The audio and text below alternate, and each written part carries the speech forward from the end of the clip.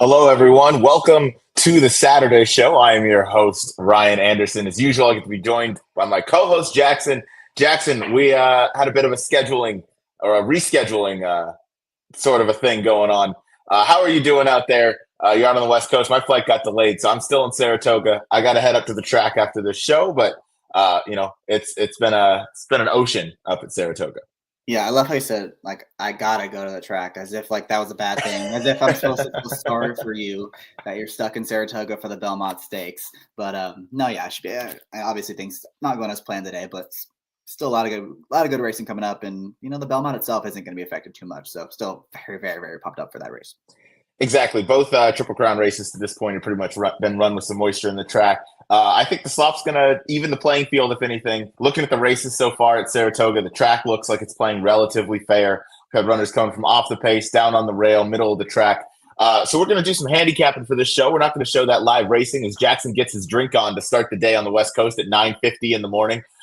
So to join us for the first bit of the show, it's going to be our buddy. He covers Hong Kong racing. I play his picks blindly whenever he tweets them. But looking forward to hearing his thoughts on this Saturday card. It's Andrew Champagne. Andrew, what's going on? Thanks for joining us again.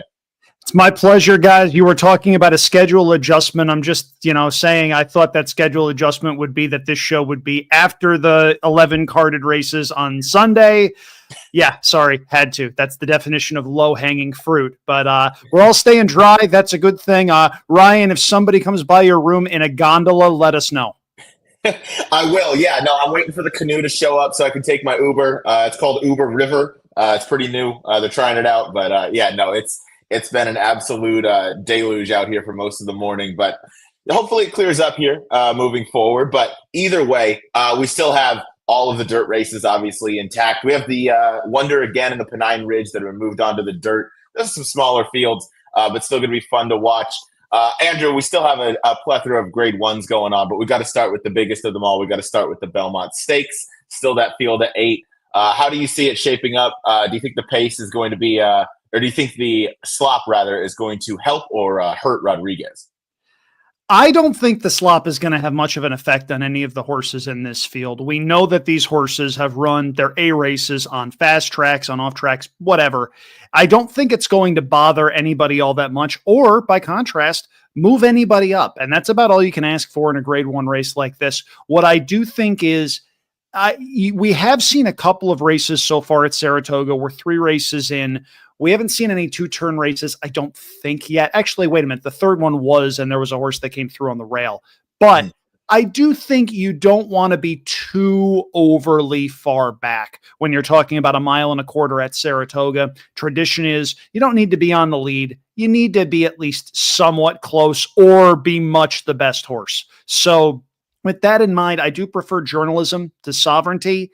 And I do think there are ways you can make money by taking stands against whichever one of the big 2 you don't like. If you're out there and you're looking at playing exactas, don't play a whole bunch of combinations that use both journalism and sovereignty and other horses. That's not good wagering advice. That's not good bang for your buck. I think what you want to do is zero in on the one of the big 2 you really like and try to get a price home alongside it. Yeah, without a doubt, that's an excellent way to approach this. Throw in all 3 of those top betting choices. That's not going to be good for you, especially if you're playing those multiple combinations. Jackson, I haven't really gotten your thoughts on the Belmont yet. What are your thoughts as we go through the day? Yeah, to be perfectly honest, it's a race I'm much more excited to watch than bet. I think you can kind of take your pick with any of these 3, and I wouldn't really be able to blame you too much for it. At the end of the day, it all comes down to price. I do think there's a horse outside of those top 3 that can win. I do think it's Rodriguez. I think he's the value of the race at 7-1. I just think he's gonna be loose in this spot. And I'm looking at his numbers. If you cover up the buyer from the San Diego Derby, he's got 2 numbers that are kind of right there with everyone else in this group. He's going to be in front. Andrew kind of mentioned this Saratoga racetrack in general, especially going to Mountain Quarter, is usually really speedy, and they're going to have to come catch him. I do think there's a chance that the big 3 are kind of a little too worried about each other, and this horse just gets completely left alone, and they come running a little too late, and he kind of hangs on. I mean, it wouldn't surprise me. And what's going to be, it looks like 7 to 8 to 1-ish. I really do think it's the best value of the race. I don't think he's the most likely winner or the second or third most likely winner, but I think he's going to be valued, as I said. Hey, that's fair. Finding the value of the race is always important. And you mentioned, yeah, has 2 buyers 3 figures that definitely match up well against this group. You got to worry a little bit coming in off the layoff, scratched out of the Derby, of course, and then defected out of the Preakness after the continuing foot issue. But comes in here off some razor sharp works. Jackson, you sent me yesterday. Andy Harrington tweeted out the workout report, and Rodriguez got the very rare A- from Andy Harrington, which you do not see very often. So certainly something to look forward to as he seems to be coming in really sharp form. That last work at Santa Anita, maybe the sharpest of them all. Andrew, I'm sure some of your plays, along with mine and Jackson, were thrown off with all of the scratches, defections, canceled races, everything that's been going on. But that is just sometimes the nature of the beast. We have 2 minutes till the 4th race at Saratoga this morning, a race that was always scheduled for the dirt. Did you look at any of the undercard races here? Do you have any thoughts? Well, I looked at all the races. You might recognize my name if you're in the Saratoga area. I do stuff for the Pink Sheet in Saratoga and have since 2013. I actually went with a little bit of a price in here. I went with number 2, Echo Again, who wound up moving a little bit too early last time at Churchill Downs over what was a very tiring track. We noticed that several horses seemed like they hit a wall in mid-stretch, especially, by the way, those horses that were coming in off of layoffs and probably needed a race to get going. Echo Again was going second off the bench and had a reputation of being a deeper closer. Junior Alvarado had him closer to the pace, made a middle move very, very wide, and just sort of ran out of gas. 6-1 right now, I think, is a very fair price. Your favorite is the number 9 General Partner, and when General Partner is good, he's very good. I'm concerned about the gate issues that have compromised him in the last 2 starts. If it's once, I can forgive it. Twice, though, especially at odds on. Does the slot move him up? Maybe, but he's 8-5, and I need way bigger price if I'm going to play him. I think the value lies with Echo Again, horse number 2, as they wind up circling behind the gate. That's a really great pick by you. I have that horse as a B on my ticket. My top pick went to the 7, Eliminate. Obviously, you mentioned horse to beat's the number 9 General Partner, but those couple gate issues are troubling without a doubt. Jackson, what did you look like here? As Andrew mentioned, they're circling behind the gate. 0 minutes to post, should be loading in any second here. Yeah, I really wanted to like the 5 in this race. Big number. Quick. It's kind of a murky pace scenario. They all kind of have similar pace numbers. There's not really a standout about who's going to make the front end in here. I just couldn't. I wanted to use her more underneath just because the 2 wet track averages are so much worse than the dry stuff. So that's what scared me off of that one. Outside of that, I do think 9 should be tough. I just think the outside post might be the difference maker in here. If he was drawn inside, because the gate issues are legit. It's kind of cost him his last couple of races, but drawn outside, he'll have time to recover if that persists. If he breaks well, he should be towards the front. I don't think I'm betting him to win here at 8-5. I think if anything, I'd probably play a double in the next race where I have a bit of an opinion on the 7 Pentathlon at 12-1. So that'd probably be my bet in here. Nothing too crazy. Just hope I get it live and do a double and get a bit of a better win price on the horse in the next race. I like that. I like Pentathlon as well in the next, and we'll get there as well, as I thought Rookie Card deserved a look. This for anybody that's wagering, this starts your last pick 4 of the day. So that's gonna sting. That one stings for sure. I mean, obviously not what we want, but either way, you can string something together. What do we do in the Wonder again now with all those scratches, scratched down to a field of 3? Obviously, Nitrogen is still in there. Probably going to be 1-9 if I had to guess, as a conservative guess there. But is she loose on the lead? She looks like she's bred to handle the dirt fine. Andrew, what were your thoughts on that one? We don't know. None of these horses have really done all that much on the dirt. You've got 3 horses in here. You're going to wind up with a situation where it's a bunch of unknowns. And if I sound a little bit salty, it's because I loved, in all capital letters, Mayday Ready if this race stayed on the turf. Mayday Ready is a member of the Andrew Champagne Gambling Hall of Fame, right alongside Blame, Oxbow, and Lord Miles after what happened last summer at Saratoga when she won at 25-1. She's a very nice horse. I've been waiting for her to come back. She comes back, and it pours. I'm admittedly a little bit salty about that. I played a pick 4 here, starting here. I hit the all button because we have absolutely no idea. You're 100% correct. You have no idea how any of these horses are going to handle the dirt track and the mud for that matter. Yeah, you mentioned Mayday Ready is your top choice if this stayed on the grass. Clearly, you don't think any of the ship back from Hong Kong was an issue, or Japan. No, I don't think the ship is an issue, but with the surface, it's just one of those things where we're all just throwing darts. Mm-hmm. Throwing darts, seeing what sticks. Jackson, do you have any thoughts on that race as they're loading into the gate at Saratoga? Not really. I mean, I don't know how you're supposed to ever trust nitrogen on the dirt. I mean, I did a show this morning with Nick Cameron, who brought up a good point. This horse doesn't even train on the dirt. They train her on the turf all year long. So, like, I don't know. It's just weird. I don't think I'd bet that race. Probably just watch. Maybe have a little side wager with you, Ryan. Yep. I'll take either Cassie, and I'll bet that she gets the lead over nitrogen. How about that? There we go. Okay, we'll get to that. They just broke out of the gate. General Partner did not have those normal gate issues. He seemed to break pretty sharply. He's up towards the lead. You got Victory Way, who's come through towards the middle to take the lead now. Into Pleasure to that one's inside.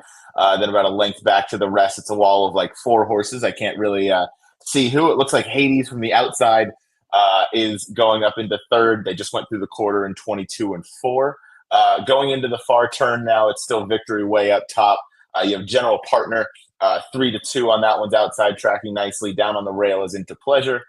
Then comes the 4, which is Quick to Accuse, followed by the 7, Eliminate. Hades still to that one's outside. They're around the far turn now. Victory Way, General Partner, head and head. Eliminate's coming up on that one's outside to try and make a move. Down on the rail is, who is the 5? Into Pleasure. As I'm a rookie in this part, but General Partner's taking the lead as they turn for home. Victory Way seems to be falling. No, Victory Way still fighting on pretty bravely. Here comes the 2 Echo again, trying to make a late run. General Partner seems to be drawn away. Victory Way is in second. Echo again in third. It'll be 9-6-2 across the line. So General Partner finally got past those gate issues, but I mean, that was a short price to try and trust him. So I'm about 30 seconds behind your call, and they just hit the 3/16 pole here. I have no idea why they took Echo again that far back. We saw that he ran a much improved race last time, being a little bit closer. He broke dead last, and that had to be some sort of instructions. General Partner was best. Good showing by the 6 in there. A horse that I thought did move up on and off track, given the fact that he broke his maiden first time out in the mud. But a little bit surprised by the ride on Echo again. Yeah, I was too. He was farther out of it than I thought he would be, especially given the comments that you made that he was so close, or much closer, I guess, last time out. And that was seemingly one of the better races he had run over that really tiring Churchill Downs track that day. All right, Jackson, you were mentioning some sort of side bet in the Wonder Again stakes. I'm just gonna make it interesting. Again? Like, I don't. Okay. You know, if nitrogen's really won the 9, like, I don't really think I want any part of that. There's no dirt for me to go off of. Maybe I should go watch the workouts. Maybe that's what I'll do. I'll see if I can see any dirt works from these other 2 horses. That's right. The self-proclaimed king of works is going to go check the workout report. Honestly, the only reason I'm leaning nitrogen in this spot is she's the only one with any relative turf breeding. I know they don't, or dirt breeding, excuse me.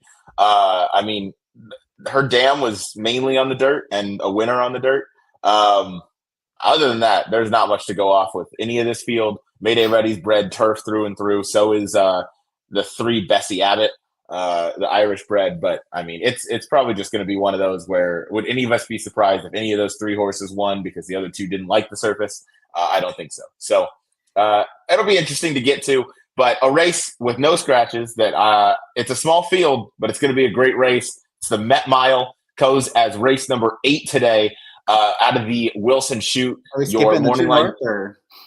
Oh, I guess we'll talk about the True North. You're right. I forgot that was. That was I'm a pen and paper guy. This skipping around is driving me crazy. Forgive me, Andrew. I don't know. I thought maybe you had a plan or something. Like maybe we're going. A plan? Yeah, no plans here. But race 7, the True North. Thank you for reminding me of that one. All right, Jackson, we'll kick it off with you. 6.5 over the sloppy going on the dirt. Your morning line favorites, the 6 Mulligan, who I think is a pretty strong opinion of yours. Yeah, I think especially with the scratch of the 7. I know the 7 was 20-1 in your full moon madness, but he was a very quick horse who might have given him some trouble trip-wise, Mulligan. But with that horse coming out, it's gonna be very similar to the race we just saw with General Partner with Pratt riding. Pratt's also on Mulligan. He's just gonna break out of there. If someone wants to go, he'll just park right outside of him. If no one wants to go, he'll go right to the front, and they'll have to come catch him. I think he's pretty much guaranteed to get a good trip out there. He obviously loves Saratoga. We saw what he did last summer here. That's by far his best race. And again, I think his best races are better than these. I think he loves the trip at the track. He's going to get a great trip. I like him quite a bit in this spot. I have a tough time seeing him not running well. So it'd be a big lean for me on Mulligan. All right, that's fair. I'm a fan of Book of Dano. He was pretty integral to me winning cashing a huge pick 5 last year as he won the Woody Stevens. So he owes me nothing. I got to ride him right back. I think it's a little interesting that both Book of Dano and Mulligan show up here instead of the Met Mile, just because they're both coming out of that and they're taking the cut back rather than the extra maybe stretch out. I don't know, Andrew, what were your thoughts? Do you look at that as a positive, negative, or maybe this is just something they both do a little better? So I like Jackson's mindset here. I really liked Mulligan before the weather rolled in. I thought he needed a race last time out in the Churchill Downs. I liked him a little bit that day too. He hit the front, and you could tell he sort of hit a wall with about 1/8 of a mile to go. He was coming in off of a very long layoff, and he was not the only casualty of that main track being so tiring. Ways and Means ran very similarly in the race that she ran at Churchill Downs, and we saw what she did yesterday, winning very impressively. My question mark with Mulligan is the slop. I'm not sure he's quite the horse he is in the slop over fast going. I still like him. I still think he's logical, but I do think there's some value with number 4 Nakatomi, who's 3 for 4 with a 3rd in the mud. Last time out, he was a hard luck 2nd in the Dubai Golden Shaheen. He does come back reasonably quick from that by Dubai to U.S. standards, but he came back from Dubai last year, and all he did at that point was win the Vanderbilt. So he likes this track. He likes the mud. And I think we're going to get a pretty square price on him because he's not going to be favored. And he may very well not be the second choice with Bookham Dano in the field. I think he's the one that stands to benefit from the track being as sloppy as it is right now. Yeah, I wouldn't disagree with that at all. I like Nakatomi a little bit as well. Have that one underneath Mulligan in 3rd. So yeah, no, I certainly like that. I think you're going to get some good value.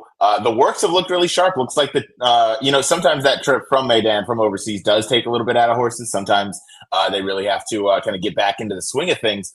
But it looked like Nakatomi has come back in really good shape, running off a couple really strong works. So looking forward to see what we get from her, or what we get from him rather, and how that race is run. Before we get into the Met Mile, we have another guest who's going to join us, give us some thoughts on the day. This is a day that's if you're a tournament player like this guy is, it's gotta throw the biggest wrench into your plans. So we'll see how he's going to pivot. We'll see how he's going to work things out. But he's pretty. I'd say he's pretty well advanced in the tournament world. He even wrote a book called The Better Way of Thinking. It's Matt Miller. Matt, what's going on? Hey, everybody. How are you? Making sure I'm not on mute and everything's squared away. Doing well. We can hear you loud and clear. All right, cool. Well, look, today hasn't started out great. People who know me know my penchant for horses with my kids' names in there.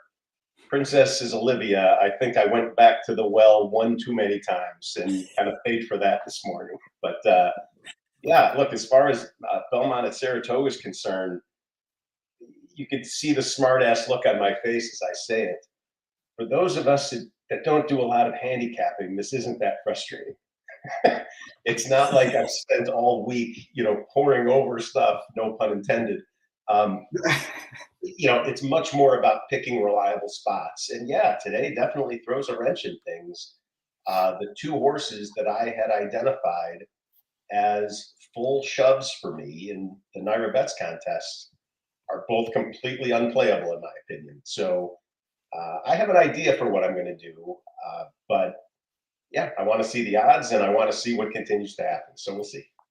Yeah, it's an ever adjusting kind of tournament day to day with how the weather and how the track's been playing.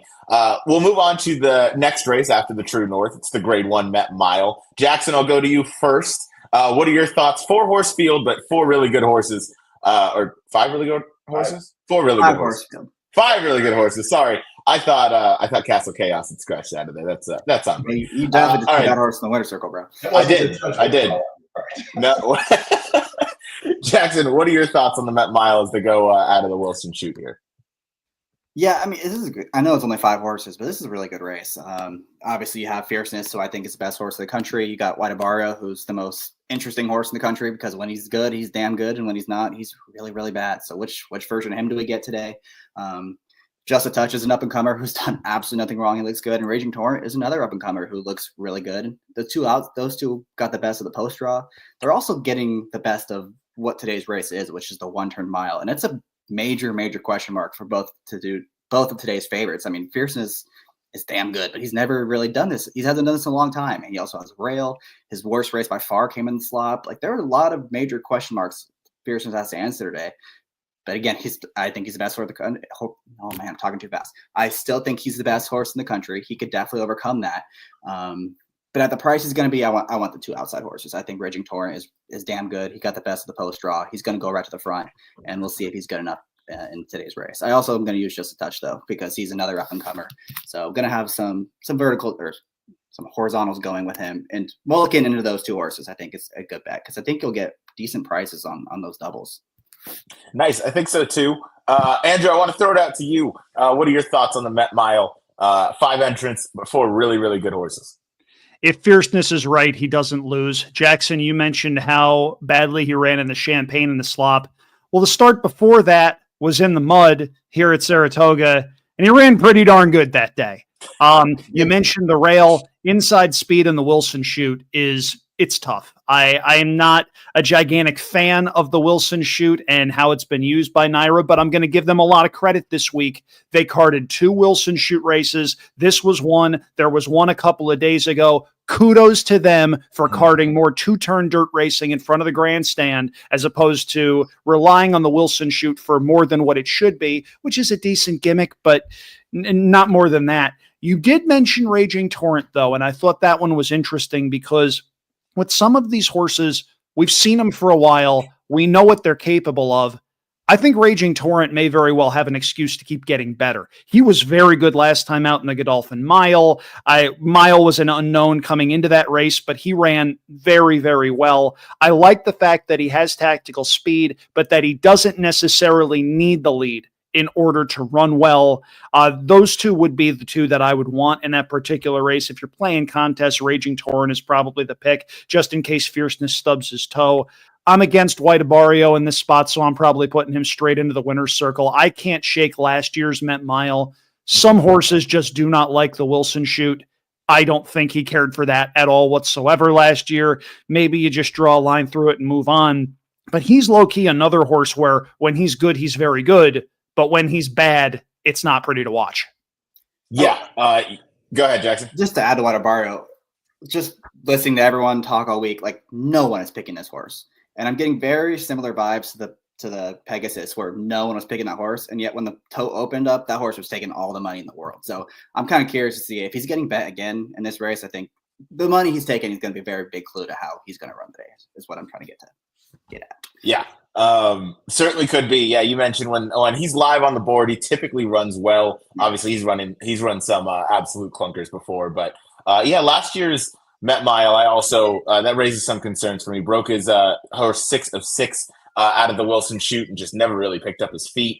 For a note on Raging Torrent, looking at the workout report, his first and only work over the Saratoga track left more to be desired from looking at the workout notes. He did it in blinkers. They said his energy wasn't great. Do you make anything of that, or do you think that was more of maybe just a maintenance drill over the track just to see, just to get a little bit of exercise into him? Jackson, I'll go to you first. Or to me? All start on the offense, 5 yards. Yep. Jackson, go ahead, buddy. No, he went 50-4. Like, that was not a serious move. I don't care at all. Like, yeah, I agree. I don't care at all either. Also, Doug O'Neill is no stranger to working horses a little bit slower in the mornings. Mm-hmm. If it was a Baffert horse going 4 furlongs and 50, I'd be concerned. Not here. Cool. Good to know. Matthew, you've already done, Matt. Matthew is DeSantis. Sorry, I'm a mess. I'm a mess this morning as I'm getting going. But it does say Matthew Miller on the NYRABets. It does for the it does. It also says Madeline Matt Miller somewhere else, which is a whole other subject. I mean, I have people calling me saying, you picked the worst name for a beard that I've ever seen. I said, I don't use beards. That's an actual person whose last name just happens to be my whole name. Like, okay. It's quite incredible. Matt, you've obviously dug into all the races on this card as you're participating in the NYRABets tournament, as Jackson just alluded to. How did you look at this race, and was this a race you could focus in on, or one that you had to kind of pivot to with all of the changes in today's races?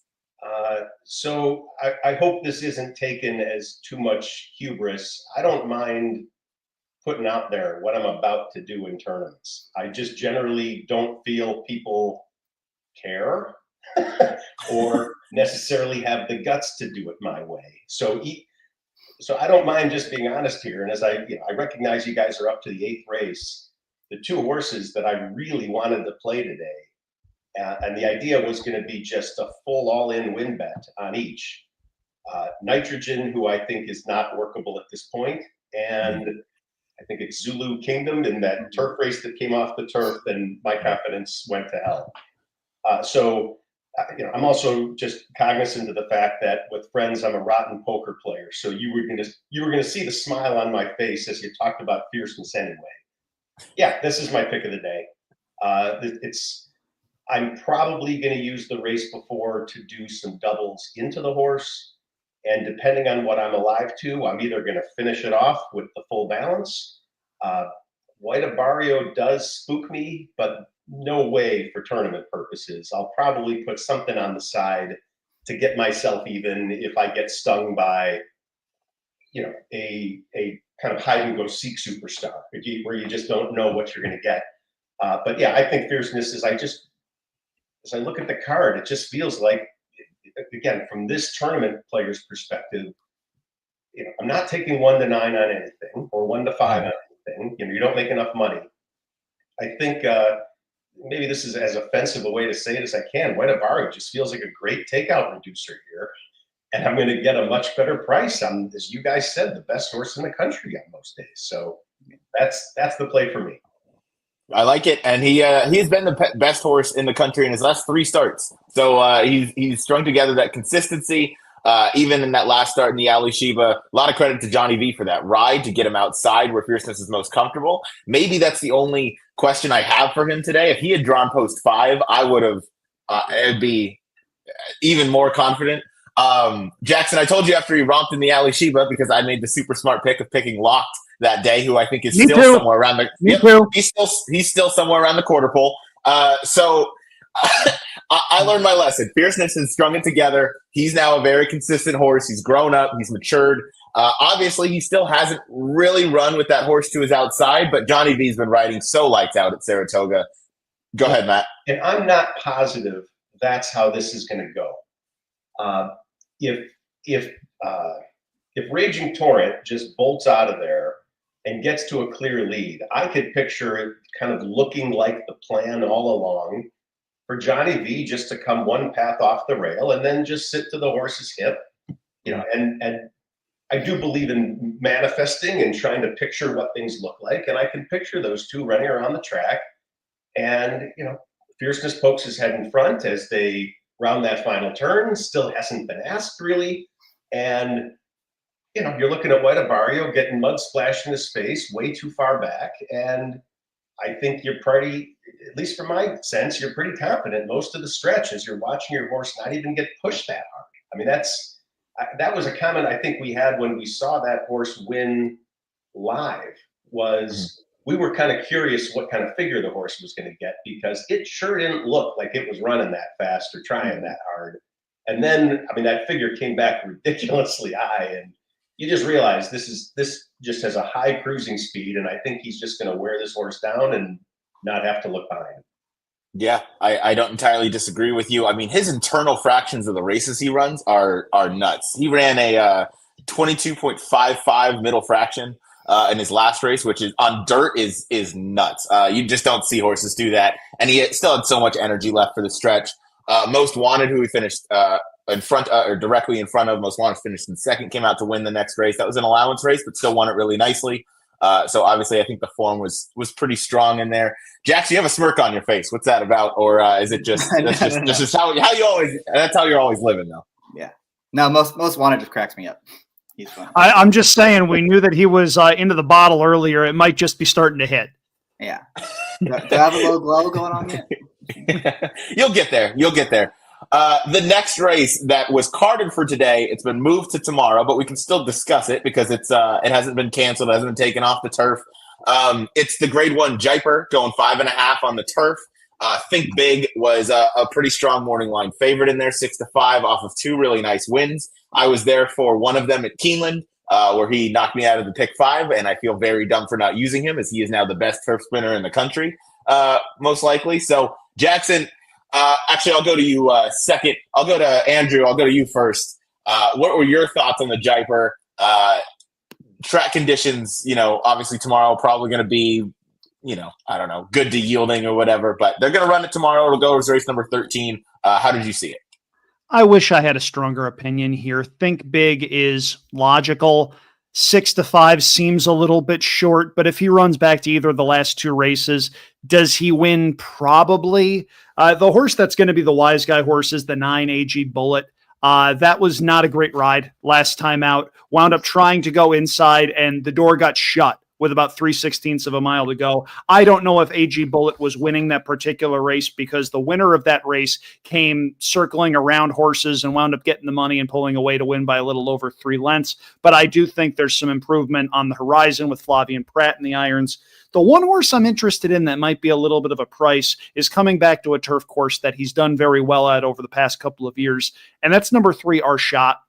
Our Shot is pace dependent. He needs speed in front of him. Thankfully, there is some speed in this particular race, but I like the fact that he's run reasonably well over turf courses that have a little bit of cut in them. He's run the Shakertown a couple of times. He was 4th over good going both of those occasions, but he's run 4th. He's run 4 times at Saratoga, and he's never been worse than 3rd. I see Luis Saez back up. He knows this horse very, very well. Rode that horse to a win in the Woodford last year. If there's a meltdown up front, I think that's the horse that stands to benefit. I respect Think Big. I'm not going to have too much on this particular race tomorrow because I do respect Think Big and think he's a logical favorite. I'm not telling you that this horse doesn't have a shot. I'll be looking at the tote board, and if Our Shot is 8-1, I'll probably take a small stab with that one just because I know he'll be going the right way late. Yeah, and something to note, when Our Shot has been united with Luis Saez, those are his 3 best races on the page. And 3 races that would absolutely contend here. First in the Grade 2 Woodford at Keeneland, the 100 buyer in the Harvey Pack, where he finished 2nd by a head, the Big Invasion, who's a very good sprinter in his own right. And then in the optional claiming, finished 2nd to a head, by a nose to Super Quest, as I'm all over the place. I'm very against AG Bullet, so I'm going to try and just make some exotics around him. I don't like him at 5.5. I don't like him at a mile. 6.5 down the hill at Santa Anita. I will use him as a single pretty much every time. He loves that track. And Kentucky Downs, he likes those oddly configured courses. And then the 6.5 seems to just hit him right between the eyes. That's where he's done a lot of his best running. Matt, just to be clear, for those of you out there that I know might be saying this, it's a she, Ryan. It's a filly. Shit. Take a lap. Take a lap. If I was like Jackson and I had alcohol in the room, I'd be taking a drink for that one. Forgot that was a girl going against the boys in this one. That one's on me. I'll take the lap.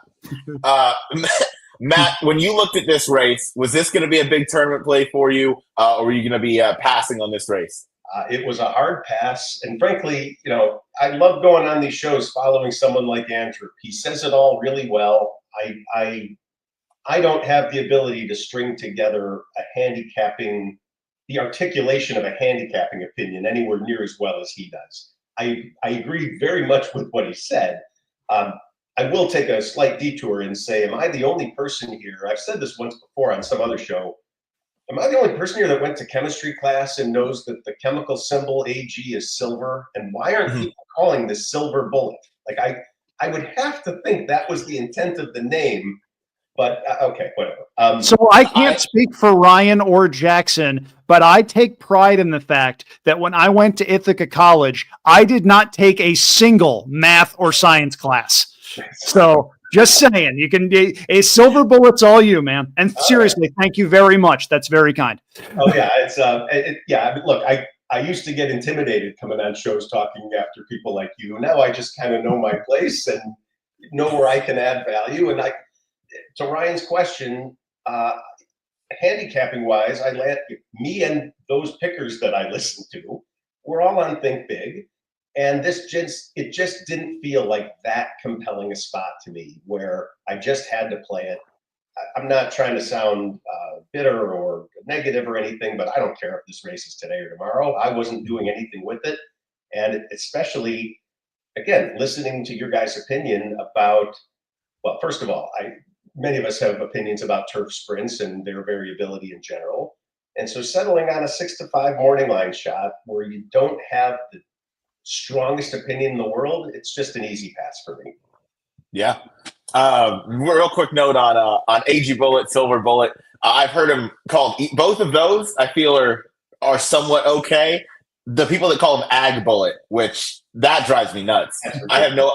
There's some out on his main circuit that will say Ag Bullet. I feel like AG Silver, either one, can work. But to your point on Think Big, yeah, I mean, he's won his last 2 races by a length and a quarter combined. I mean, that's not exactly inspiring confidence. There's other horses that have run figures that are certainly as competitive. He's never run over the Saratoga turf course. Like, there are certainly holes you can poke in a 6-5 morning line favorite. And while, I mean, he is in razor sharp form, and those last 2 wins were very impressive over 2 different courses with some give in the ground, 6-5 is too short for me to just label that horse as a single in the sequence.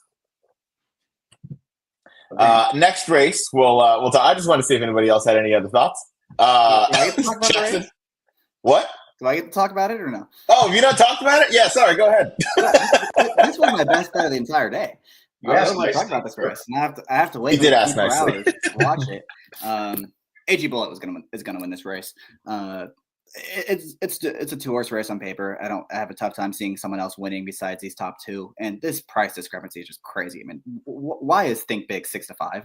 They have the exact same figures. They have the exact same numbers. They have the same style. If anything, AG Bullet is faster. If you're looking at the best numbers she has. She has a better post. Think Big is not the fastest gate horse. That inside draw is a little concerning, I think, for him, because there's speed on the inside, there's speed to his outside. He might get shuffled back much further back than he has been his last couple starts. And, I know he won that race on Derby Day, but he ran down Boss Soli, who, if I'm not mistaken, is like a Calbred out from out here who runs in like Calbred allowance races. Like, are we really that sure that was the greatest race we're ever going to see? AG Bullet was 3rd at the Breeders' Cup. I mean, she is by far the class of the field. She's got a better post. She got a better rider. She's going to win. And she's going to be 3 times the price for some reason. So All right. I'm not disputing any of what you're saying, but let me just put it back to you, maybe like a lawyer asking a question. Do you give any credence at all to the idea that a horse can have the mentality of a winner or the mentality of a loser? And I'm not trying to get negative on AG Bullet, but I mean, this is a horse that there isn't a win in the last 4 that I'm looking at. And you look at Think Big, and I see 3 wins in the last 4. I mean, certain horses just have a way of finding the wire. Does that just not concern you, and you think the horse this is the right spot? Yeah, I think this is the right spot. I think she's been in a couple of the wrong spots. Is why she hasn't won. I mean, last time that she ended up, I don't know. I agree with Andrew. I don't think she would have won. I think she would have been second. I think it would have been she would have been close second. I don't think she would have won. But that's another California horse that's just in stupid good form right now. I mean, that horse is really sharp from Mullins. And then the mile race, you can toss it. Again, this is a horse that was 3rd in the Breeders' Cup. I mean, she's damn good on her best day. And I think she's going to get the run of the race. All right, Jackson, would you like to make a side bet for the Japer tomorrow? Of course. All right, you can take Silver Bullet. I will take the 5 Arzak. Wow. Heads You're up. like a selfish jerk. Yeah, heads up. Taking Think Big. I don't- Let's do it to you guys. Listen, Think Big's my top choice, but I don't want to do chalk against the second choice. I would rather go the pick that I think has the likeliest upset possibility. I like Arzak a little bit. Has some decent runs over Saratoga. Is a good at the 5.5 furlong distance. And I think Matt said it beautifully. I think AG Bullet is a little bit of a quitter right now. He just doesn't look the same to me. I know he's faced a lot better. Shit. I know she. I'm gonna keep doing that. It's a girl against the boys. I'm gonna be bad at it. I know she's faced a lot better, but I just don't think 5.5 is her distance. I don't think 5 is her distance. Even though she's run some of her good races, I think she likes to go the 6.5. So yeah, I'll take it straight up. I'll take the 5 over the 9. All right, I'll throw my hat in the ring, but I only want to fight Ryan, not Jackson. I'll battle your 5 with my boy Prince. Okay. All right. I like it. Give me our shot in there too. Okay. There we go. All right. A 4-way battle. Jackson, and by the way, we've just all put Think Big in the winner's circle. So Think Big, you're welcome. There you go. Yeah. No, you're absolutely welcome for that. All right. I like it. We'll keep tabs on that tomorrow for the Jiper. I have the 5 Arzak, Andrew the 3 our shot, Matt with my boy Prince, and Jackson with Silver Bullet. I think the 3 of us are all going to beat Jackson, if I'm being completely honest. I just don't like Silver Bullet. I don't think she's the one. But Jackson, I hope we're just talking her into the winner's circle. But Think Big. Think Big seems like he already just won the race, right? Well, and honestly, I've already admitted I'm not betting it. So obviously I'm rooting for you guys who are. So I hope you're right. All right. Well, thank you. Next race we'll talk about, it's the Off the Turf Pennine Ridge. It's going as race number 10 today, out of the Wilson Chute, going a mile after the surface change. How did you guys view this race? Obviously, Matt was alluding to Zulu Kingdom, who was a very strong play of mine was going to be my single in that sequence as well. Sounded like a big push for Matt. Andrew, you're shaking your head like you're also disappointed Zulu Kingdom's not running. Were you going to use her or try and beat her?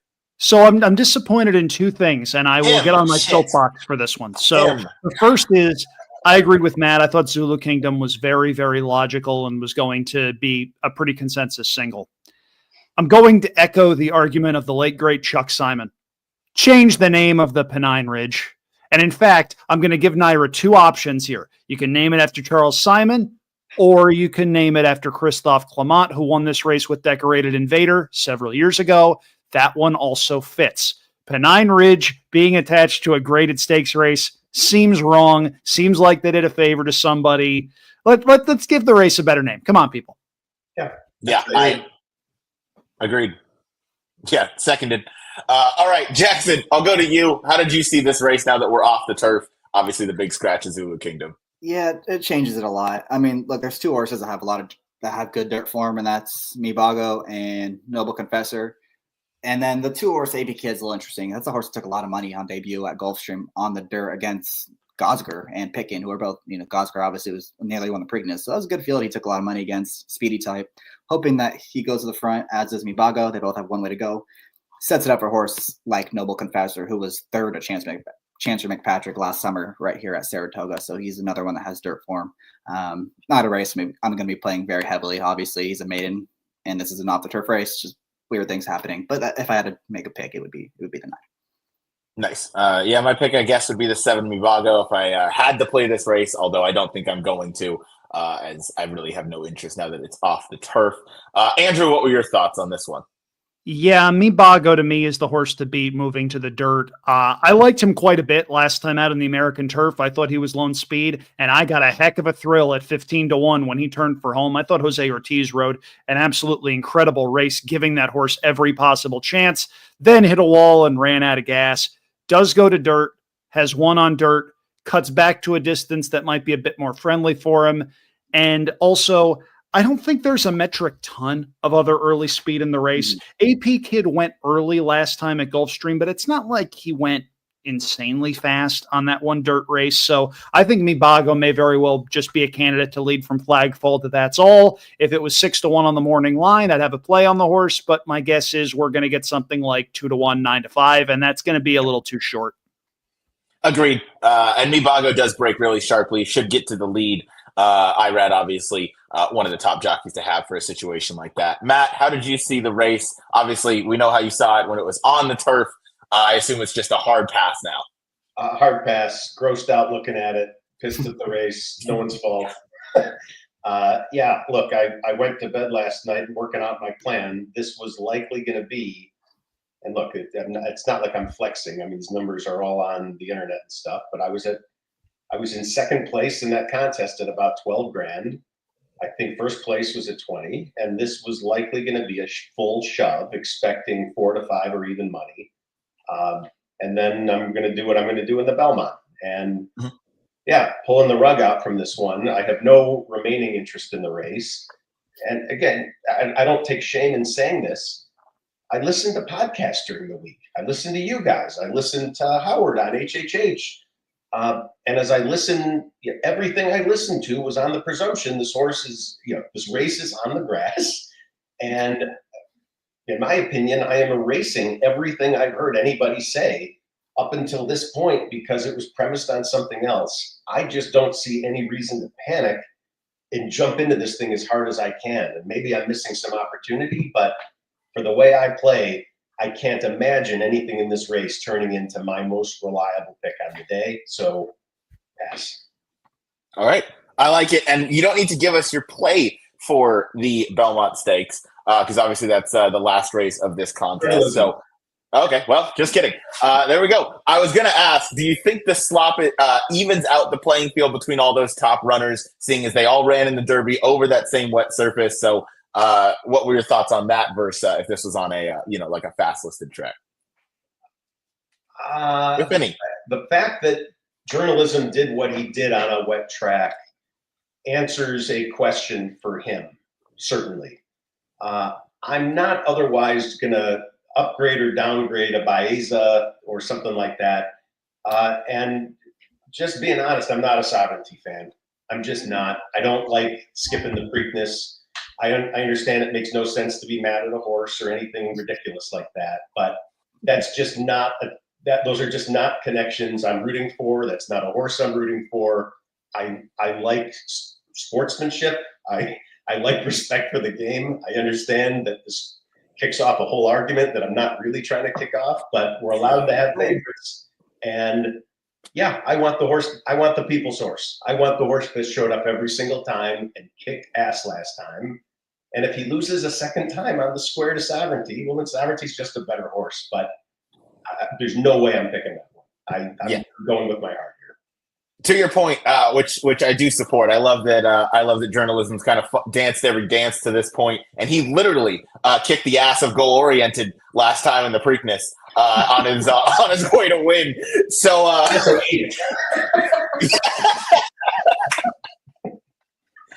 So no, I'm with you. Obviously, Jackson, you and I, big fans of Michael McCarthy, as we're also West Coasters. But journalism just seems to love being in just a bar fight. He just wants to be engaged. I was at a seminar that they did here in Saratoga on Tuesday when I first got in, and they were talking about how Umberto tried to take journalism outside in the Preakness. He immediately just kind of came off the bridle and almost lost interest and then re-engaged, obviously, as we saw once Umberto got him down inside. So I'd almost anticipate a similar ride, hopefully a little less traffic troubles. I think Sovereignty is going to have that kind of wide sweeping move. And I'm hoping, again, once they turn to the top of the stretch, I'm hoping we just kind of get a showdown and we see again who is best. That was such a nice feeling in the Derby to see the three best horses go 1, 2, 3, kind of regardless of trip, regardless of surface. It was satisfying whether you had Sovereignty, had journalism, or really liked Baeza. It was nice to see, the form line stay true, so to speak. Jackson, what are your thoughts as we approach the Belmont Stakes? No, yeah, you bring up an interesting point. I mean, that hasn't been talked about too much. Everyone's blaming Umberto for the ride, but, I'm a trip handicapper, and I made my biggest win bet of the year on journalism in the Preakness, and the whole backstretch, I felt terrible. I mean, he was not traveling well. He didn't look good. He tried to go the outside. He still didn't look good. He did not re-engage. Like, I don't blame him at all for trying to go inside because he felt like he had to. He didn't have the horse at that time. He didn't feel like he had the horse. And then, yeah, you said he kicked in the gear and it worked out. So I don't blame Umberto too much. I think he felt like he had to do that. It worked out. Somehow it did, but whatever. As far as today's race, it's going to be interesting because it's kind of evident now he needs a target, and they've said as much. I mean, he was kind of flat in the Derby when he hit the front too soon, and Sovereignty ran right on by him. But you look at the Preakness when he had that target and he just hit another gear. You look at the San Diego Derby where he had a target, he hit another gear to run those horses down, and that's kind of why I'm going towards Rodriguez. Like I think he's going to be waiting on horses maybe a little bit too long. I don't think they're going to try to hit the front too soon. They're going to be a little worried about Sovereignty behind him a little bit. Look, my heart is rooting for journalism. I hope he wins. I'm not betting him though. I think he's going to be like even money in this spot. And I don't know if that's quite the value I want in a race like this. I know someone that Hope so. down there is, but it's going to be really fun. It's going to be a ton of fun. I can't wait to watch this race. Yeah, I can't wait to watch it either. As a fan of the sport, it's gonna be awesome to see. So I hope it obviously lives up to the billing. Andrew, do you want to give us your thoughts one more time on what we just talked about, and again the Belmont Stakes? First of all, Ryan, bless you. I saw you sneezed, and I Thank saw you. that you muted the camera. So that's an advanced podcaster move right there. So I do think, going back to one of the points I made earlier, is yes, we're all hoping for a sovereignty journalism matchup. If you're a bettor, my standpoint is pick the one you like and then pick a bigger price to run second in the exotics. Yeah. That's what I'm going to do with a horse we haven't talked about yet. So sovereignty, deep closer. Baeza, deep closer. I'm using a deep closer. It's neither one of those. Guys, I think we're sleeping on number 1 Hill Road a little bit. Last time out, he finally got a pace. It wasn't a fast pace, but it was a legitimate pace, going 47 and a half, 111. At the very least, they were moving a little bit up front. And he responded by running the last eighth of a mile in 12 seconds flat and gobbling up those horses. Now, he does move up in class. I grant you that. But if you're looking at figures, if you're looking at times, he ran in the Peter Pan in 149 and 1. That's pretty much the exact same 9 furlong times that Sovereignty and Journalism and Baeza have been putting up. Baeza is a third of the price of Hill Road. At his likely price, I think Hill Road is where the value is. I think Journalism is your most likely winner, and he'd be a lone eighth for me in a lot of the multi stuff. But I'm going to have some money going through Hill Road there as well, and I'm going to be hoping that Rodriguez and Crudo go a little bit faster than maybe some people think that they would. I think Journalism gets the stalk and pounce trip, and I'm hoping Hill Road clunks up for second. That's my best case scenario. I like that. I'm in agreement that Hill Road is going to figure into the exacta or the trifecta here. I think he has a big shot. I love the way he's closed when he hasn't had any pace. And we don't need to get into the antics that went on during the Tampa Bay Derby, but Hill Road was able to, overcome a little bit of that bodyguarding type of thing. But live odds-wise, if you guys are curious, Hill Road currently 13-1. Sovereignty is 7-2. Rodriguez 7-1. Uncaged 18-1. Crudo 11-1. Baeza 7-2. Journalism 3-2. And Heart of Honor again taking some money 19-1. 3-2 right now on Journalism. Matt, I think that was a fist pump. I was on a different screen, but I saw you look like a celebration. To the side, it was a thumbs up, not a nice. That makes Okay. me feel like I'm chugging beers with you guys. No, it was a thumbs up. Yeah, 3-2. Look, just from the mentality of a tournament player, that just means I need less money getting into the last race. So I just need to take less risk. I need to bet less. So, right, with that, it's nice on these big days to get some price discovery in that last race without having to guess too much or get Marshall Graham by the grace of God to create one of his charts that shows the implied odds on 2-day bets and things like that. So even if we float down a little from 3-2 to 7-5, 6-5, that tells me plenty. I wouldn't. If that was 4-5, I'd be spooked right now and having to rethink a little bit what my plan is. But that just tells me, from a win bet perspective, that's a playable horse. I like it. Certainly a playable horse. About 3.5 mil in the pool, so the pools are getting certainly a lot more money in it. So the odds still going to fluctuate a bit. Go ahead, Jackson. Kind of interesting that Baeza, I mean, the place and show pool, it's going to change probably. But Baeza and the place and show pool is like a very, very clear favorite, which is just very strange to me. I don't know who's betting. I don't understand that at all whatsoever. I can understand if you're talking about should Journalism or Sovereignty take more money. I thought that was a fair debate. Baeza potentially taking more money than Sovereignty is crazy to me. Yeah. Absolutely crazy. I don't like Sovereignty at all, but if he's going to be 4-1, 9-2, my God, I might need to bet that. I don't know. That's crazy. Yeah. No, if Sovereignty is above 3-1, there's absolutely no reason that's not good value on a horse that has beat Journalism on the square before. That being said, Journalism, I think, is just still, really rounding into the top four. Matt, go ahead. Well, and so let's get into the minds of a place or a show better for a second, because I think we're guilty right now, the four of us, of thinking like win bettors. And the question that a good place or show bettor is asking is, what's the likelihood of my horse coming in first, second, or third? And I do think you could easily make an argument here. I'm not making it really, but you could make an argument that Sovereignty might not like the slop. Baeza is so consistently up there, not necessarily a winner, but so consistently up there that maybe you do feel that that's the most likely horse to show. Even certainly not to win, but if you told me journalism isn't going to win, where do you think he's going to finish? I'd say I have no idea. I don't know what happened. Did he just get snapped for second, or did he actually run into the other horse this time and have to stop fully? We'll have to see. But from the perspective of a show bettor, when you look at this field, who feels most likely to be there picking up pieces, if not winning? I could see some people answering that with Baeza, but that's not the way I'd answer that. I'm also not a place or a show bettor. So I agree with what Andrew said. That is crazy to me, but I can at least get my arms around the logic of it. Yeah, certainly. And I like the approach that you took there in terms of the trip he's probably going to sit, probably makes him the most likely to finish in the money if he gets that 10 furlong, similar to how he did in the Derby. There are, 2 minutes to post for the 5th race at Saratoga. Andrew, I know we kind of briefly caught your thoughts. Your top pick, correct, is the number 7 Pentathlon? No, that wasn't me. I think that might have been Jackson, but I do have a strong opinion. Number 2 Silver Slugger is 6 for 6 on Lasix. Has never lost getting Lasix. 9-5 to me hits me as an overlay. I had this horse as a single in the pick 4. I love it. All right, so that is the 2 Silver Slugger. Jackson, you were on Pentathlon. Sorry, I got that one wrong. So on Pentathlon, correct? Yeah. The 2 is way the horse. He ran huge last time against that Wesley Ward, who's a pretty good sprinter. But I do think 7's a decent price in this race. He's going to be my first bet of the day. I have a little win bet on him.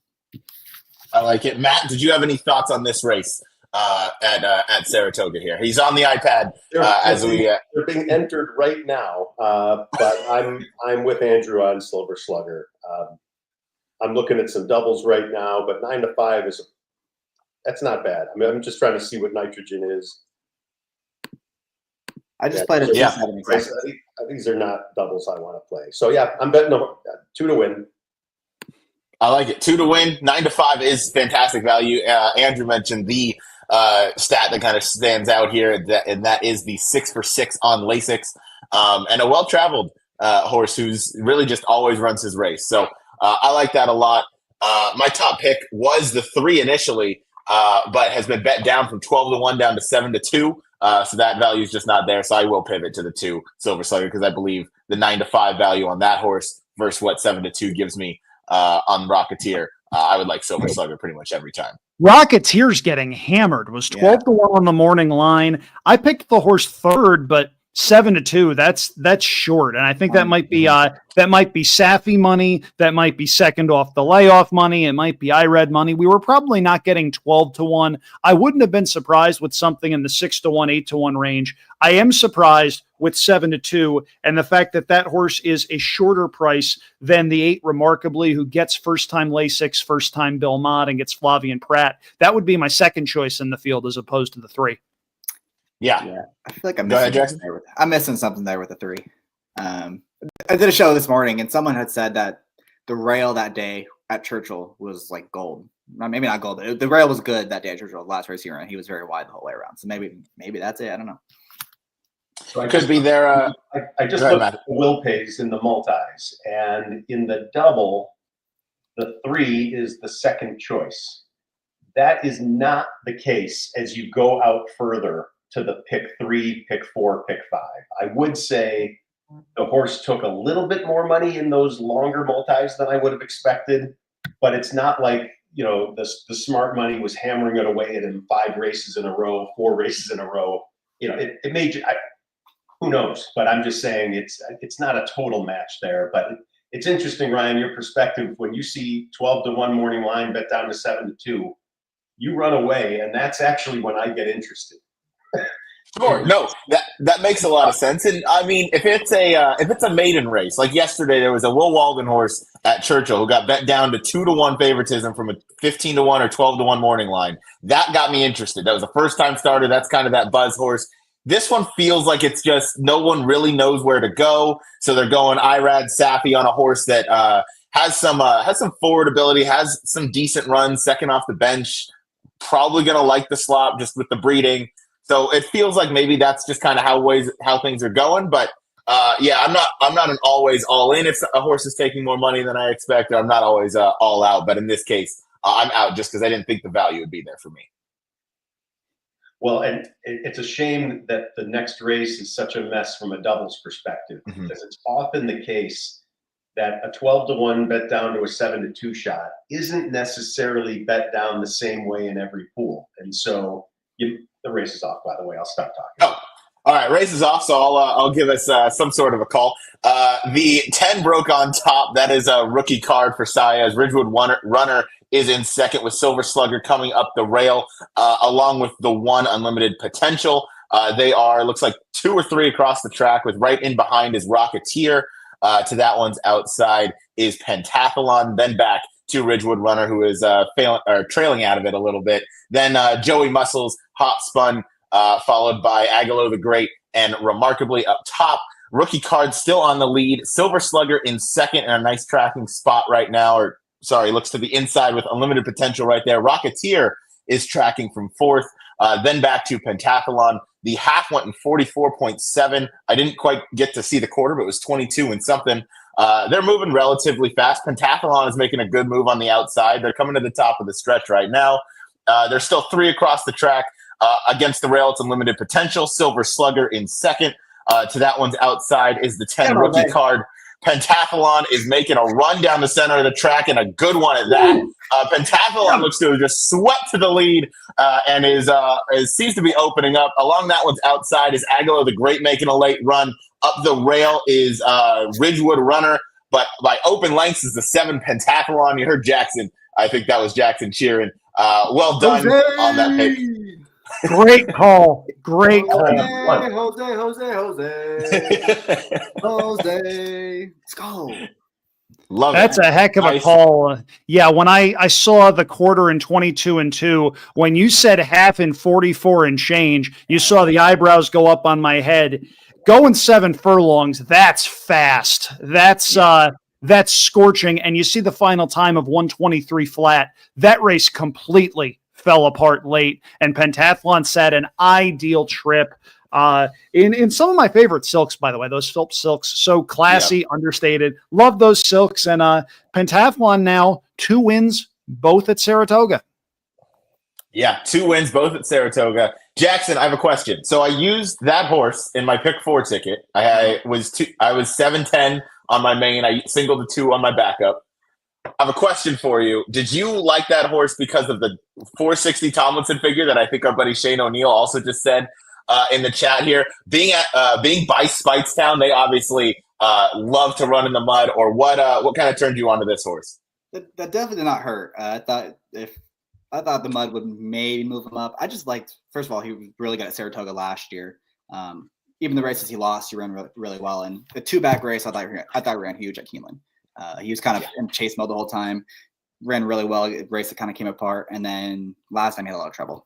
I mean, like sometimes you're gonna get lucky with 10-1 shots. A lot of times you're not. That just happened to work out really well, and he got a phenomenal trip. Speaking of running huge, Unlimited Potential somehow managed to run third after helping to set that pace, and he was the only one from the early going that was really around at the end. Watch that one next time.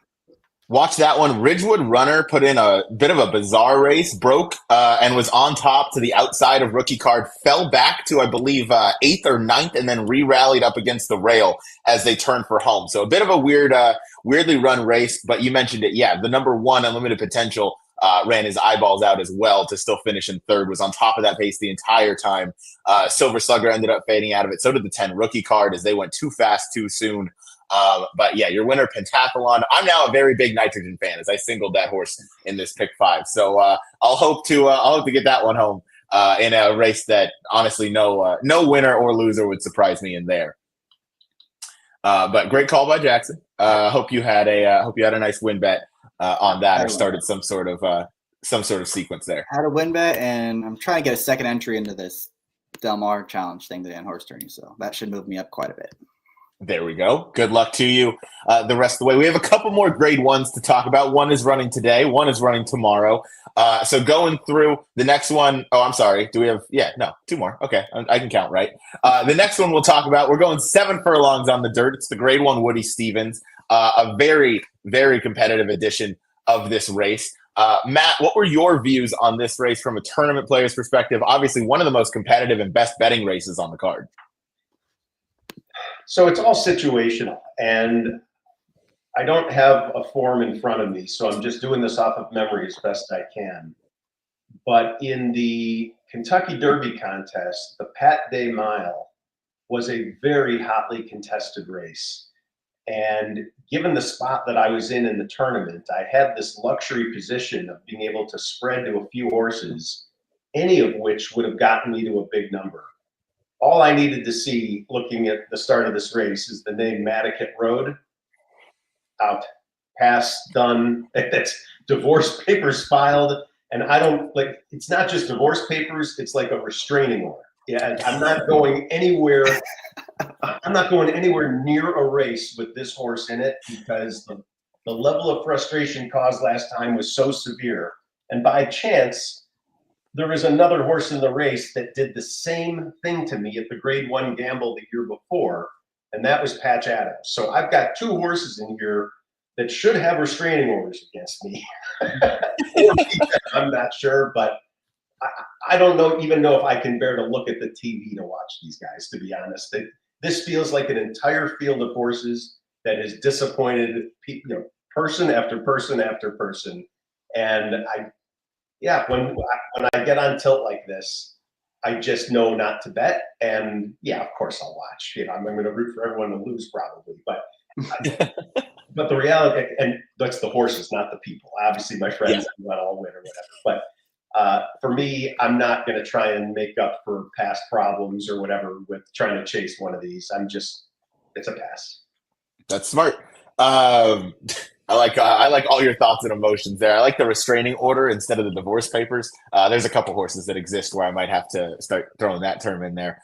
Andrew, how did you see the grade 1 Woody Stevens today? I can think of one horse that we discussed at length in the Lost episode prior to the Kentucky Derby.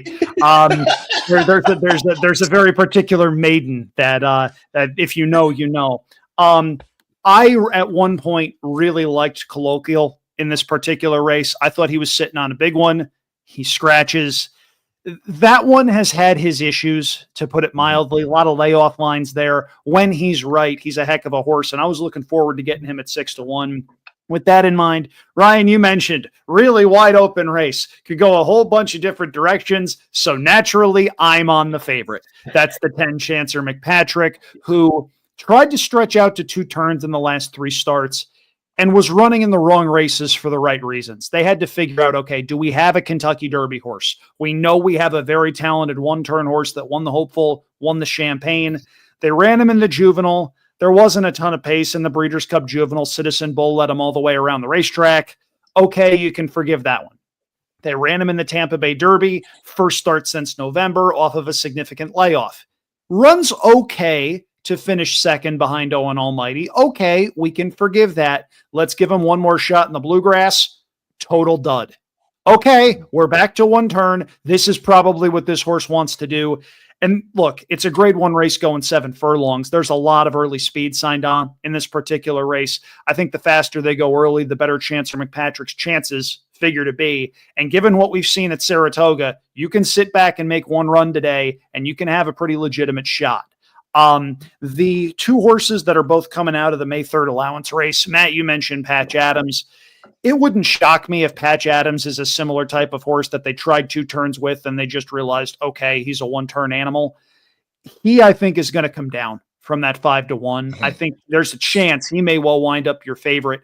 I can't bet him at that possible price. And I can't bet number 1 Big Truz either, given the post position. Closers on the rail and sloppy tracks. That makes me a little bit nervous. So much as I'm not crazy about taking the price on Chancer McPatrick, it just seems like there's a lot of things that are lining up for this particular horse. My concern with him, though, is based on figures, he hasn't really been moving forward from 2 to 3. Is that because they were trying 2 turns with him, which he didn't want to do? Or has he just sort of plateaued and isn't going to take that next step? The board is going to dictate what I wind up doing in that particular race. I think 4 to 1 is reasonably fair, but I don't want to take much shorter than that on him. That's very fair. Jackson, how did you view the Grade 1 Woody Stevens?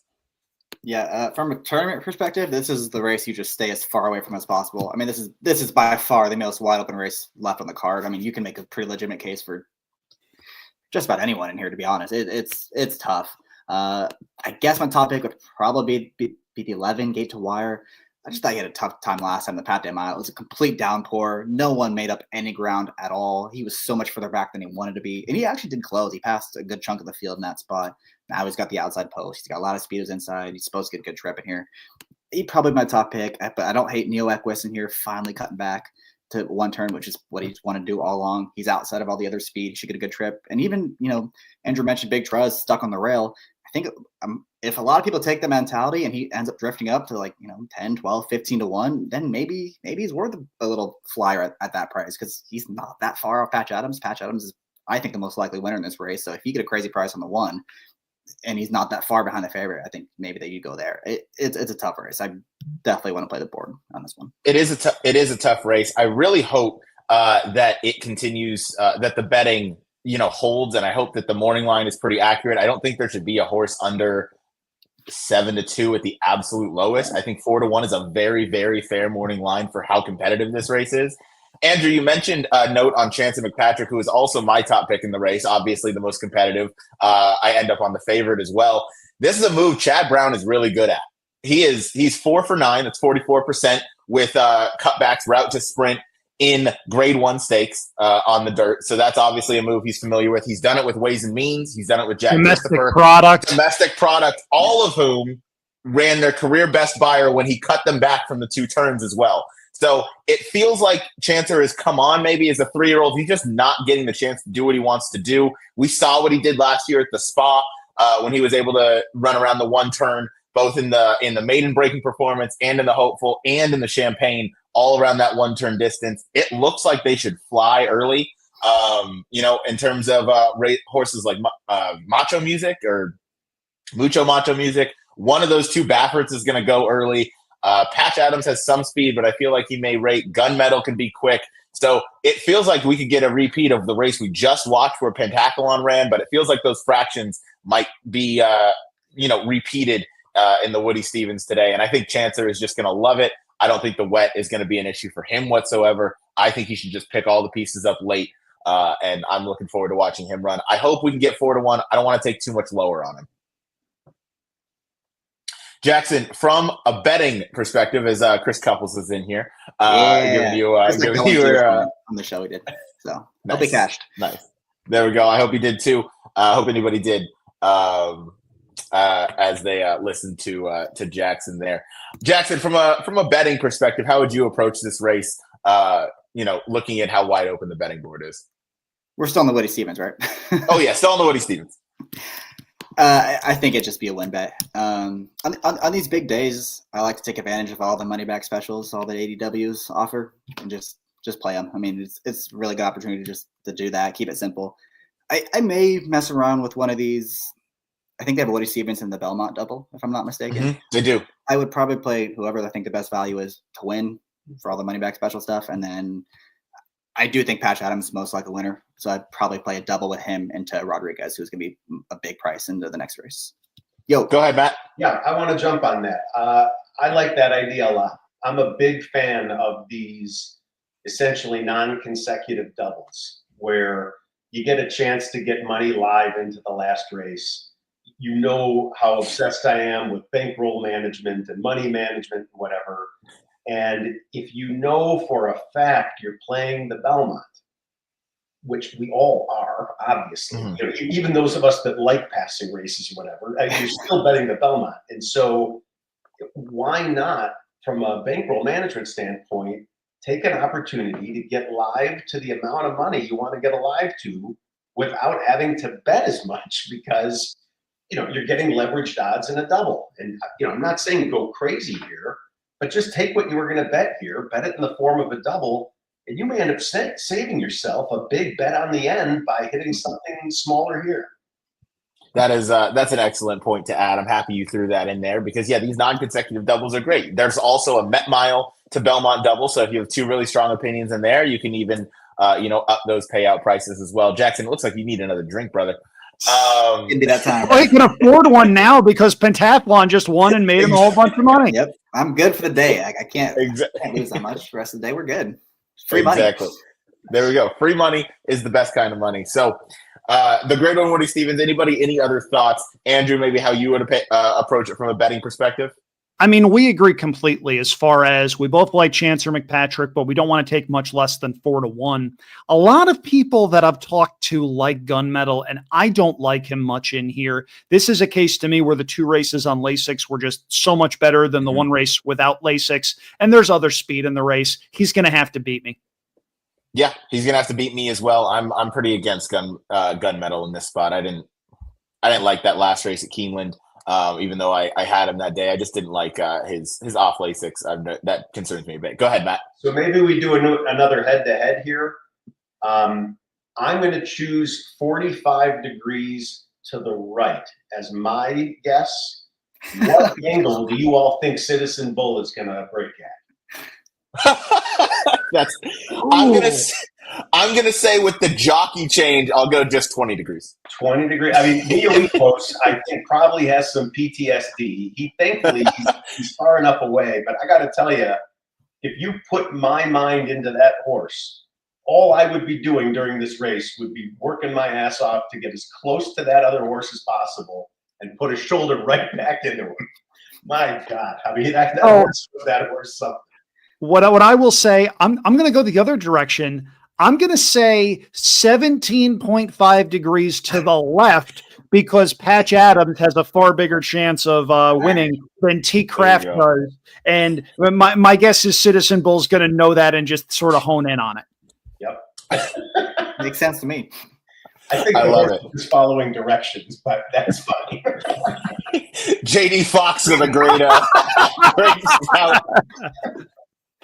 What's up, buddy? That's awesome, JD. Thank you for. I mean, that was really a very specific angle you got there. Okay, that really was. That was an awesome setup for that question. I gotta say, Matt, that was fantastic, so to speak. That was great.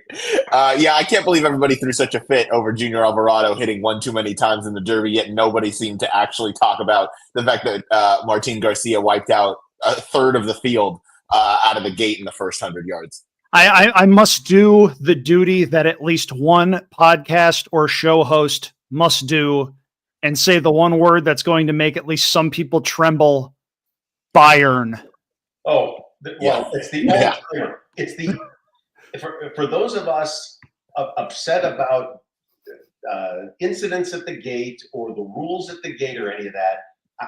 I still think that is the all-time precedent for if you're not going to call that, what's the point of having a rule? And look, I look at the Citizen Bull thing from a different perspective. It had no effect on my Derby experience, and yet this was the first time I was at the Derby. It gave me a very different level of appreciation for how personal this is. We got lucky to do the walk, and we're walking with the owners, and the amount that people look forward to this, the size of the groups they bring, and for one horse, 1 second into the race, to just give the finger to the ownership, the trainer, the jockey, all of their families of those 3 or 4 other horses, it's just shameful. It is so not sporting to have done something like that.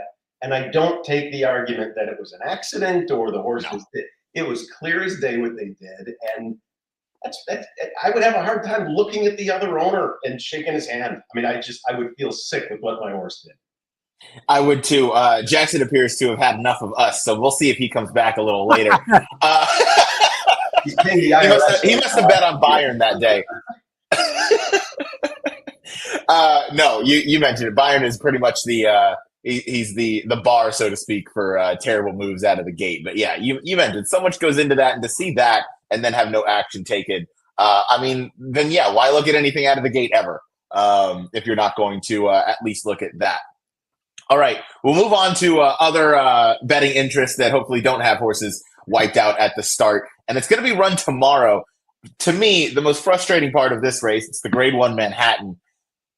Normally when this is at Belmont, we're at 1.25 miles. It was supposed to be today at 1 3/16. It has been moved to tomorrow on the inner turf course at 1.8 miles. We've lost a furlong. Preach! We've lost a furlong out of this race, and that changes it completely. There are horses that would love to go 1.8 miles and hate to go 1.25 miles. Andrew, obviously, yeah, you agree that this is frustrating to see from a bettor's perspective. I don't know the reason it was moved to the inner over the outer, but regardless of that, we're down to 1.8 miles. Does that change who you like in here? But first, your thoughts on the distance change. It changes the entire race significantly. So the way that I saw this race, I liked Farbridge on top, but I was most excited to bet Carson's Run. Carson's Run at 12-1 on the morning line hit me as significant value, second off the layoff, adding a little bit of distance, getting some cut in the ground, which he still does, thankfully. But I liked him a heck of a lot better at 1 3/16 than I do 1.8 miles. Farbridge does his best work going a little bit longer. This sets up for Spirit of St. Louis now in a lot of different ways. I was trying to beat that horse. And look, if Carson's Run is 12-1, I'll still have a couple of bucks on him. But it completely changes the dynamic of the race to where it fits a different kind of horse. The Manhattan in previous years had been won by horses that ultimately went on to races like the Breeders' Cup Turf. Now at 1.8 miles, it represents something completely different that I don't think was in the spirit of the initial race. Now, maybe there was a reason they had to move it to the inner turf. I personally don't know. If it's a safety thing, I understand it. But from a handicapping perspective, a lot of work that a lot of people did leading up to this race now goes completely out the window because of the changes that wound up getting made. And I don't know why they did that, because the Jiper is still 5.5 furlongs on the melon. Yeah, I don't get it. I'm not sure either. Maybe it's a running back-to-back races on the melon. Like maybe it's because it's on back-to-back on the same turf course is my only guess. Go ahead, Matt. So it's funny, and I saw this question on Twitter about why do they take the non-stakes off and put the stakes on. I actually think it has a lot to do with the chewing up of the grass that happens when you keep running over it. And they're willing to do a little, I think they're willing to do some damage to their turf course here, given, when it's going to next be used and whatever, but they can't just keep running over the same spots. It's like golfing at a tee box, you're like right in the divot. Like there's going to be an awful lot of those. So my sense is, maybe there's a safety issue, but it might just have to do with, we're just trying to have a good course to run on, and doing that too many times when it's this wet, the others are going to be complaining later that this surface was just a mess. So it's just a guess. I'm no expert. No, that's a very respectable guess. Chris said he expects all of the races to be taken off tomorrow. The way they run the one race, that way they run one race on each course.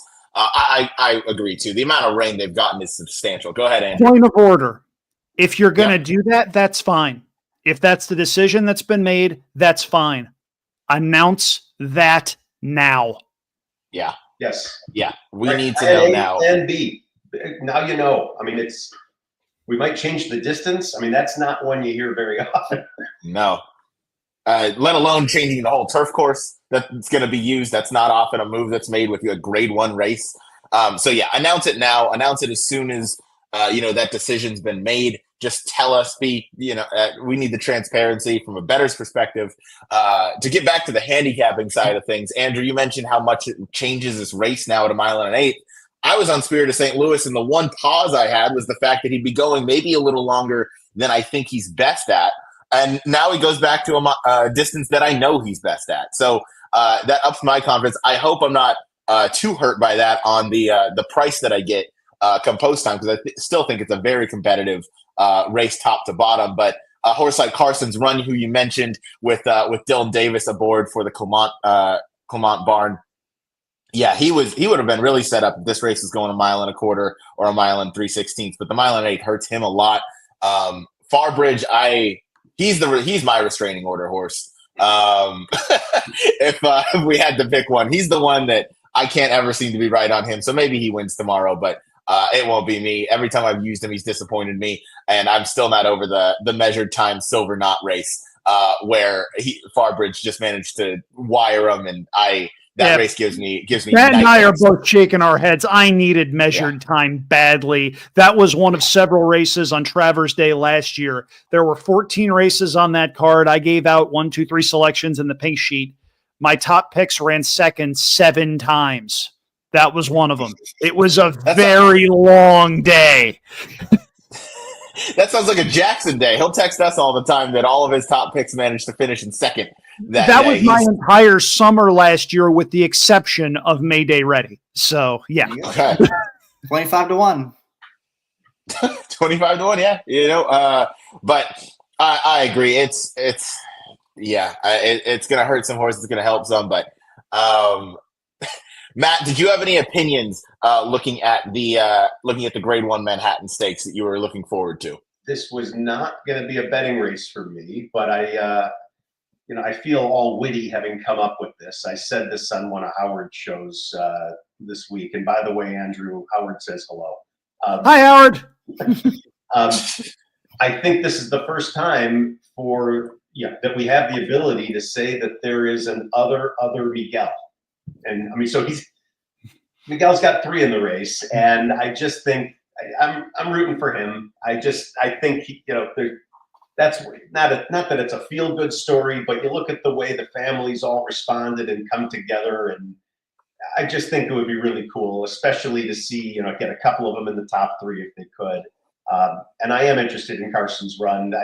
I've got different reasons for my interest in that horse, but some of these other horses, kind of like I think it was the Woody Stevens, Integrations burned me a bunch of times. There's a bunch of horses here that I feel like they've all taken a bite out of me at some point. So yeah, this is an easy one to just root for the good guys. And it's not that I'm rooting against bad guys, but in this case, I'm thinking of Miguel and his 3 entrants as the good guys. And I think it would just be cool to see him get one here. Definitely would be cool to see them get a Grade 1 tomorrow. You mentioned a horse, though, that I do want to talk about, because it's the horse that I'm always against. However, the jockey change makes him a little bit interesting. The 2 Integration. Jackson, I'll go to you first. This is a horse that's had Frankie Dettori, and its last 3 had Pratt 4 back, which resulted in an open length victory. And then prior to that had Kendrick, Affleon, Dettori, and a mix of those going back. What do you make of the jockey change? Do you think the mile and 8 is going to help or hurt Integration tomorrow? The jockey change obviously is good. You got a good post. I don't know if the cutback in distance helps him. I think he's probably better going longer. I've never thought he's that good, to be honest with you guys. I'm not going to be betting him in this race. Okay. Andrew, how about you? Any thoughts on the 2 Integration tomorrow? The distance change hurts him badly. He wants a mile and a quarter or a mile and 3/8. That hurts him significantly. He did run a decent second in the Maker's Mark Mile 2 back, but other than Carl Spackler, I don't think there was anything really in that field. Now he's going a mile and 1/8 against Spirit of St. Louis, among others, and Spirit of St. Louis has beaten him twice in a row, going a mile and 1/8. The jockey change does help a bit, but the distance change, that hurts him a lot. And it's just one of those instances where, look, we're probably in a situation where there are no good answers or good options. There's options that stink. There's options that stink less. This hurts a lot of horses that went aimed for the Manhattan because they wanted more ground. They wanted that mile and 3/16 trip. You get a mile and 1/8, and that doesn't sound like a gigantic deal to a lot of people, but you're not just cutting back in distance. You're changing the course configuration to go on the inner turf, where horses that are on the front end are going to do very well. Number 5 Deterministic moves up significantly. And I don't love Deterministic in this spot because I do think there's still going to be moisture in the turf course, and he likes to hear his feet rattle. But I hated him because of the mile and 3/16. He gets a mile and an eighth on the inner. He might be lone speed, guys. Yeah, he could be lone speed. I have a question, and I don't know if you guys are going to know the answer, but the 3 highway robbers scratched today. However, it's been moved to tomorrow. Will that scratch remain, or do they get another chance to run or not run? Anybody know if he was cross-entered in something? I don't think he was cross-entered. I want to say he can't come back. I'm not sold on that answer. I'm going to guess it's the reason for scratching, and if it was a vet scratch, I'm going to guess it still applies. It's a total guess. I'm the worst of the 4 to be guessing here. I have it right. Okay. Hang on.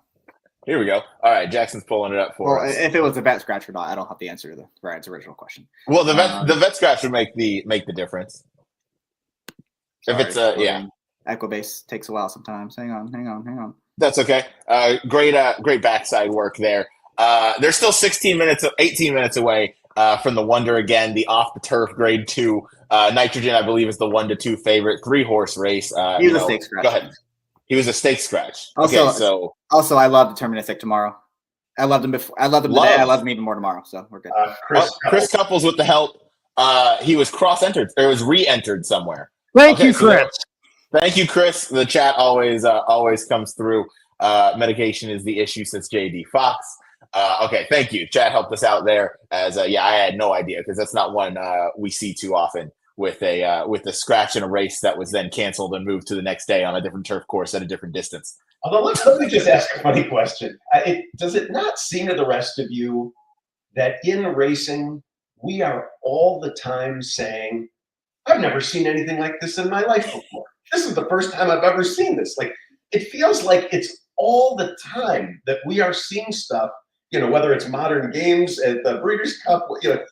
you name the incident or the thing, but it's just crazy the number of times where in the course of a week you're looking at replays and saying, I've never, there was the Tyler Bacon incident where you'd lost the rein and it looked kind of fishy until you realized what had actually happened. And next thing you know, everyone's saying, I've never seen that happen before. And right, it just, you've got a stakes race carded for today that's being raced at a shorter distance tomorrow. I mean, okay.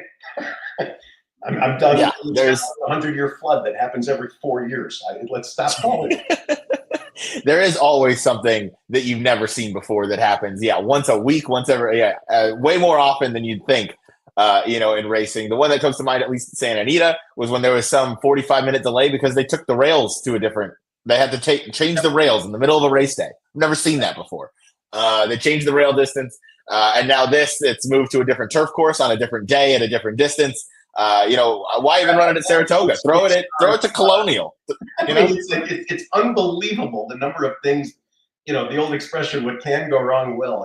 It's unreal if you hang around this long enough. You see just every permutation possible, and this is a new one. So Truly. Public service announcement for anybody that's watching this, okay? And I'm not going to go into any further depth on this. There are certain things you don't tempt fate on. You just don't do it. And I think we saw one of those things today with regard to the weather. There are a couple of people that I have in mind on this one, but there was also somebody on Twitter that mentioned, oh, yes, it's horrible now, but then posted a forecast talking about how it's prime racing weather from, time X to time Y. That came out 15 minutes before they moved the 2 turf races to tomorrow. Yeah. Just stop doing it, okay? I know there are going to be people who think I'm a ninny, who think I'm overly cautious when it comes to weather.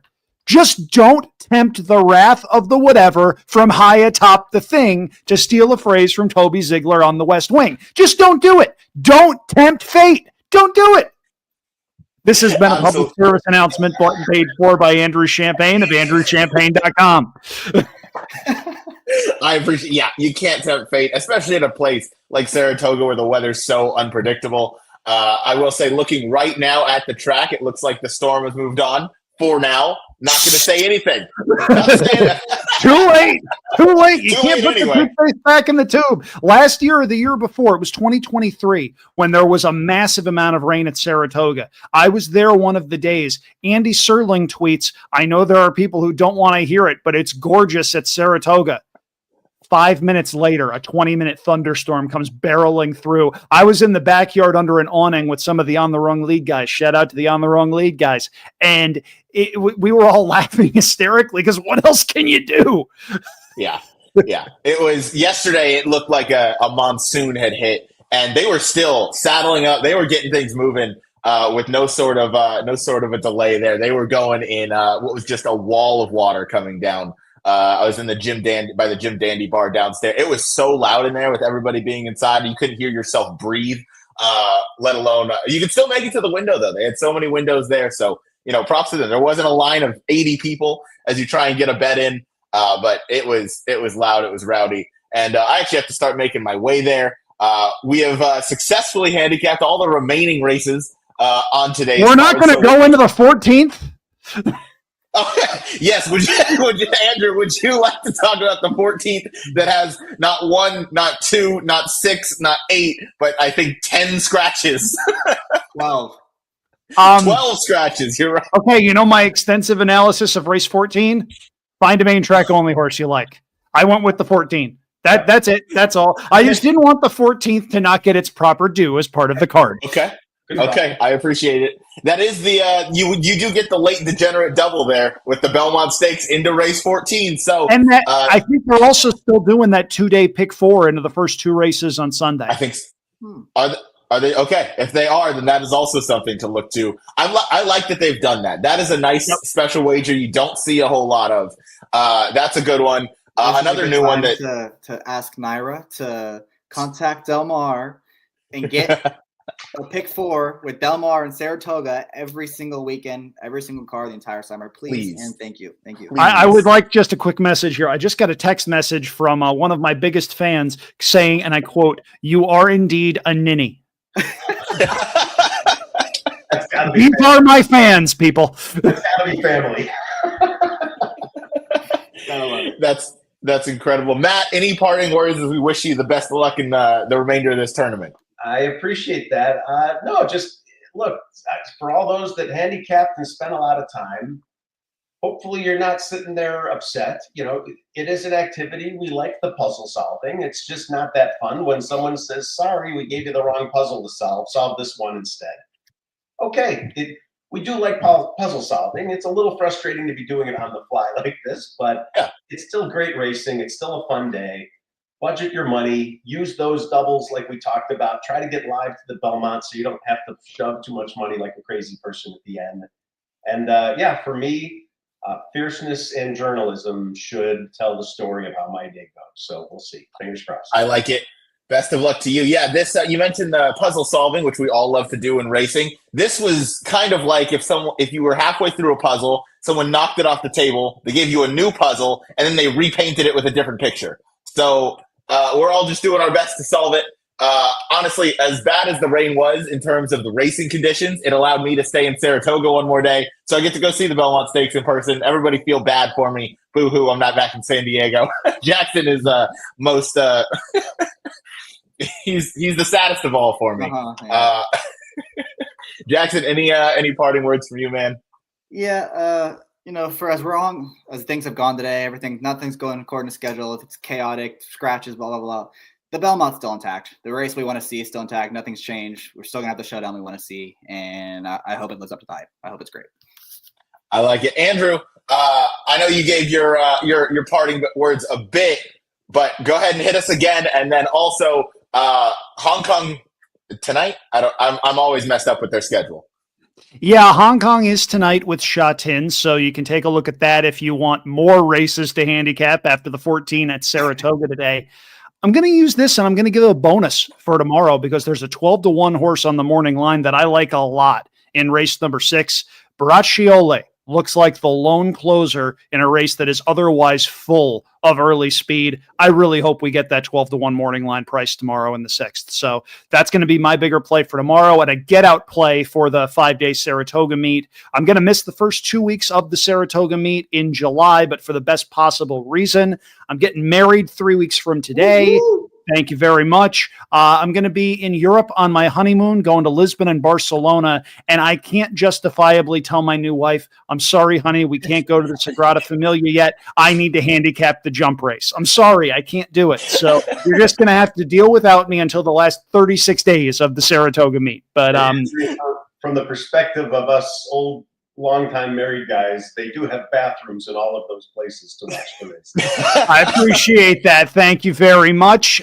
You can check all my stuff online, andrewchampagne.com. Twitter is at andrewchampagne. If you're in Saratoga for the Belmont Stakes Festival or next month's main meet, buy a pink sheet. My stuff will be in there. Doing a whole bunch of stuff for a whole bunch of different outlets and keeping myself far too busy as I look at a whole bunch of boxes that need to be unpacked from a recent move. So at any rate, guys, thank you. This has been an absolute blast. And thank you to all of you out there that have spent part of your Saturdays watching and listening to us. This is a really good time.